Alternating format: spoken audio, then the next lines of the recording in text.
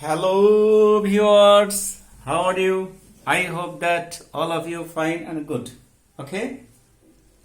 Don't be late. Join with us and enjoy my session. Okay? আজকে আমি তোমাদের সঙ্গে কয়েকটি সেন্টেন্স নিয়ে আলোচনা করব যেগুলো খুবই কনফিউজিং। কোনটি ভুল আর কোনটি সঠিক। ওকে? এই নিয়ে মতবিরোধ আছে, অনেক আলোচনা আছে, সমালোচনা আছে। এক স্যার বলে এটা হবে, আরেক স্যার বলে এটা হবে, এনে অনেক কথা আছে। ওকে, আজকে আমি তোমাদের সামনে এই বিষয়টি একেবারে ক্লিয়ার করে দেব, যাতে করে আজ থেকে কোনো কনফিউজিং না থাকে। ওকে, আর দেরি নয়, please join with us and enjoy my lesson and session.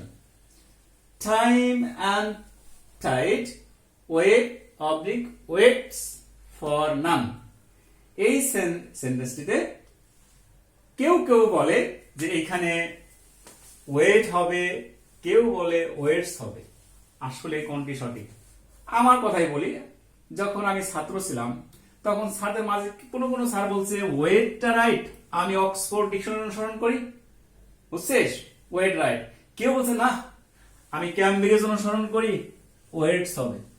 তো এই নিয়ে কিছুদিন আমি দেখেছি অনেক কথা, অনেক বার্তা, কিন্তু আমি যখন নিজে পড়াশোনা শুরু করলাম, বিশেষ করে মাইকেল সোয়ান স্যার এই বিষয়ে সুস্পষ্ট ধারণা দিয়েছেন কেন ওয়েট হবে, ওয়েটস হবে না। কারণ এখানে টাইম একটি সিঙ্গুলার নাউন, টাইড আর একটি সিঙ্গুলার নাউন। যদি এন্ড দ্বারা যুক্ত হয় তাহলে ভার্বটি কি হবে? প্লুরাল হবে। তাহলে এখানে সঠিক অ্যান্সার হলো wait. Okay, next sentence. Slow and steady wins the race. Slow and steady wins the race. এই বাক্যটি আরো বেশি কনফিউজিং। কিছু কিছু বইতে তো দেওয়াই আছে উইন্স, কিছু বইতে দেওয়া আছে উইন।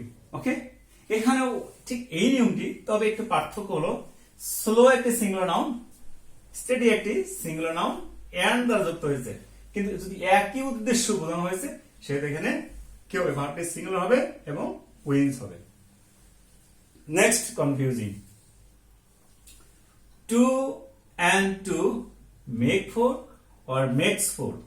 ওকে, তাহলে এই বাক্যটি আরেকটি কনফিউজিং। তাহলে টু অ্যান্ড টু কি হবে? মেক্স হবে। কারণ এই দুইটি সিঙ্গুলার নাউন এন্ড দ্বারা যুক্ত হয়ে যদি অভিন্ন অর্থ প্রকাশ করে, অর্থাৎ একটি উদ্দেশ্য বোঝায়, সেক্ষেত্রে ভাব কি হবে? সিঙ্গুলার হবে। তাহলে two and two makes four, কখনোই মেক নয়। নেক্সট কনফিউজিং সেন্টেন্স হচ্ছে দেয়ার ইজ অবলিকার a large number of people in the village. A large number থাকলে সাধারণত কি হয়? ভার্বটি কি হয়? প্লুরাল হয়। অর্থাৎ এই জায়গাটায় একেবারে সুস্পষ্ট কি হওয়ার কথা? এইখানে আর হওয়ার কথা। কিন্তু শিক্ষার্থীরা লক্ষ্য করো, যদি এ লার্জ নাম্বার এই শব্দটি, অর্থাৎ এ লার্জ নাম্বার অফ পিপল যদি বাক্যের সাবজেক্ট আগে বসতো, এই জায়গাটায় বসতো, তাহলে এই ভার্বটি প্লুরাল হতো। অর্থাৎ a large number of people are in the village. কিন্তু there এর ক্ষেত্রে যখন a large number থাকবে, সেক্ষেত্রে ভার্বটি কি হবে? সিঙ্গুলার হবে। তাহলে বন্ধুরা কি শিখলাম এখান থেকে? আমরা শিখলাম there এর ক্ষেত্রে is হবে, there is a large number of people in the village. ওকে, আর যদি এরকম থাকতো a large number of people are in the village, both are right. তাহলে এখানে কি শিখলাম? তাহলে there এর ক্ষেত্রে a large number সিঙ্গুলার হবে, আর যখন a large number ভার্বের আগে বসবে সেক্ষেত্রে ভার্বটা প্লুরাল হবে। তাহলে এখানে হলো is right, okay, not are right. Clear? Next confusing, এটা মারাত্মক কনফিউজিং।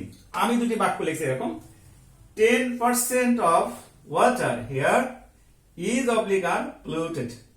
ওকে, তাহলে আমাদের দেশের বই পুস্তকের আছে যে পার্সেন্টেজের ক্ষেত্রে যদি 100% মধ্যে যদি 50% এর বেশি হয় তাহলে ভার্বটি কি হয়, প্লুরাল হয়।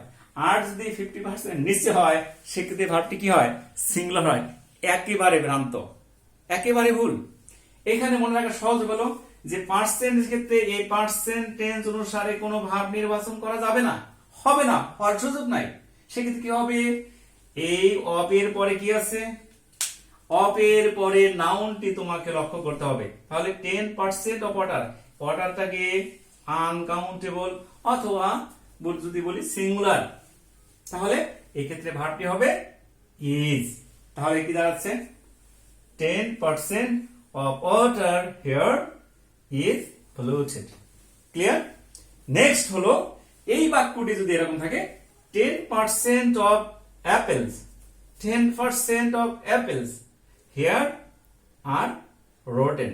তাহলে অ্যাপেলস প্লুরাল তাই ভার্ব প্লুরাল, অ্যাপেলস প্লুরাল তাই ভার্ব প্লুরাল, ওয়াটার সিঙ্গুলার তাই ভার্ব সিঙ্গুলার। তাহলে এ পর্যন্তই, দেখা হবে নতুন টপিকস নিয়ে। বাই।